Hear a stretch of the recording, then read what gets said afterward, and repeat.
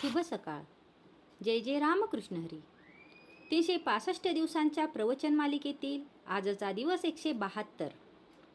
भाव असल्याशिवाय परमार्थ होत नाही. प्रपंचात जसा पैसा लागतो त्याप्रमाणे परमार्थामध्ये भाव लागतो. प्रपंचात पैशाशिवाय चालूच शकत नाही. परमार्थही भाव असल्याशिवाय होत नाही. जसा तुमचा भाव असेल त्याप्रमाणे तुम्हाला देवाची प्राप्ती होईल. प्रल्हादाला खांबातही देवाची प्राप्ती झाली, तर नामदेवाने दगडाच्या मूर्तीलाही जेवू घातले. तुम्हा सर्वांना गोपीची गोष्ट माहीत असेलच. त्या गोपीला श्रीकृष्णाला जेवण घालायचे होते, पण तिचा नवरा तिला जाऊ देना. त्यावर तिने सांगितले की हा देह तुझा आहे, परंतु मनावर तुझा ताबा नाही. असे म्हणून ती त्याच्याजवळ देह ठेवून श्रीकृष्णाकडे गेलीच की नाही. त्याप्रमाणे आपण परमार्थात भाव ठेवणे जरुरीचे आहे. पण असे आपण नुसते म्हणून काय उपयोग? तो सर्वव्यापी आहे, सर्व साक्षी आहे असे आपण म्हणतो, पण आपण पाप आचरण करायला भीतो का? तो आपल्याला पाहतो आहे असे पक्के वाटले तर आपल्याकडून कधीतरी पाप होईल का? पण आपल्याला तसे वाटतच नाही. आपल्यासारख्या आस्तिकाला देव हवा असे वाटते खरे, पण हवाच असे वाटत नाही.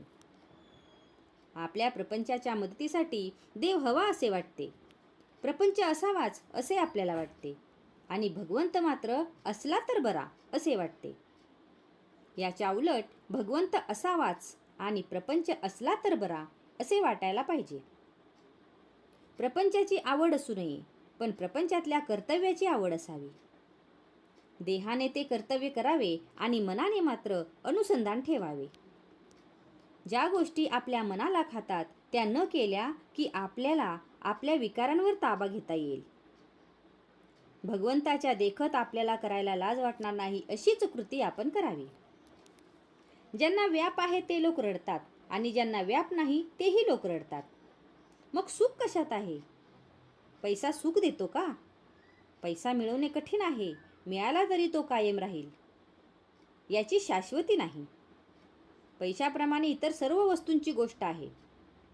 सर्व सुखी असा प्रपंचात कोण आहे? प्रत्येकाचे काही ना काहीतरी गाऱ्हाणे आहेच. प्रत्येकाला आशा वाटते की मी उद्या आजच्या पेक्षा सुखी होईन. तो कधी पूर्ण सुखी होत नाही. त्याचे गाऱ्हाणे कधी संपत नाही. प्रपंचातल्या सर्व वस्तू या नाशवंत आणि दुःखरूप अशा आहेत, आणि म्हणूनच प्रपंच हा असत्य आहे हा अनुभव प्रपंच देतो. त्या अनुभवाने प्रपंचामध्ये जो आसक्त होत नाही तो सुखी, अनुभव विसरून जो आसक्त होतो तो दुःखी. सुख हे समजुतीमध्ये आहे आणि भगवंताचे होणे हीच समजूत तेवढी खरी आहे. प्रपंच अनासक्तीने आणि आनंदाने करणे हाच परमार्थ. आजचा हा भाग तुम्हाला कसा वाटला हे कमेंट करून नक्की सांगा. कमेंटमध्ये लिहा. जय जय रामकृष्ण हरी.